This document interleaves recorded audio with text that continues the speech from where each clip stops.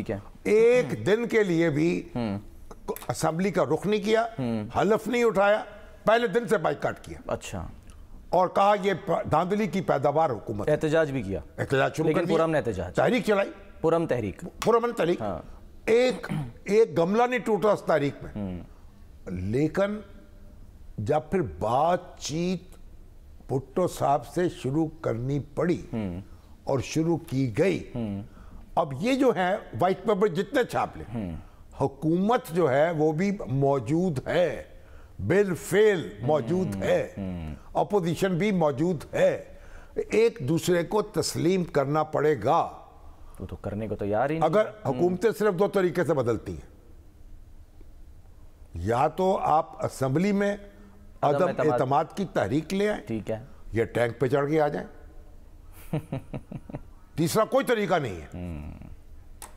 جب تک یا تو فوج کی طاقت سے عوام کی طاقت کو آپ کچلیں گے، یا ووٹ کی طاقت سے جو اسمبلی میں پڑے گا،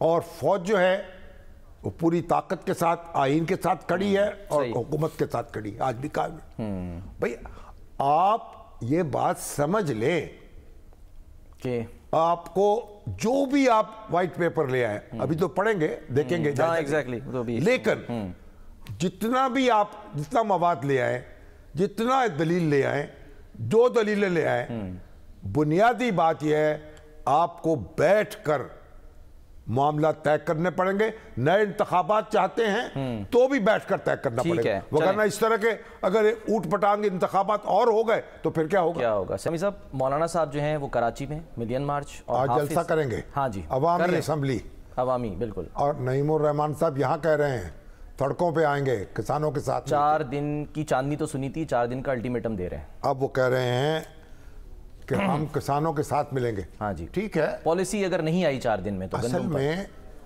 دونوں جماعتیں جو ہیں نا، ان کے ورکرز بڑے مضبوط ہیں، اسٹریٹ پاور ہے ان کے پاس، بیلٹ پاور نہیں ہے۔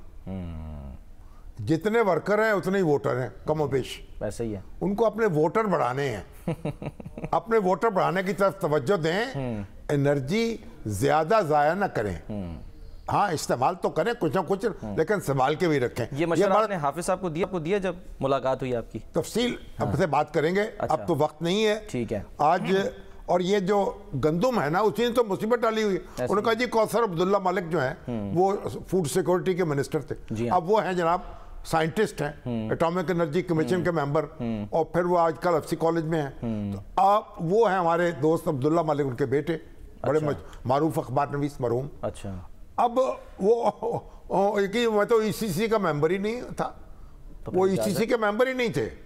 اچھا، اب کس نے امپورٹ کی اجازت دے دی؟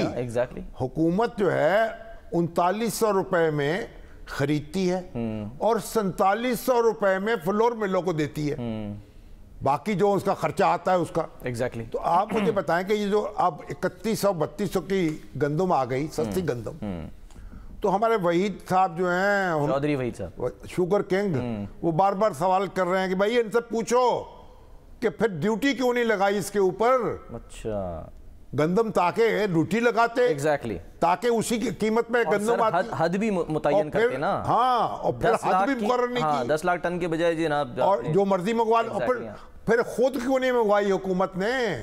Private sector, trading corporation private sector کو کیوں دی؟ وہی تک کما لو جو کما سکتے ہو۔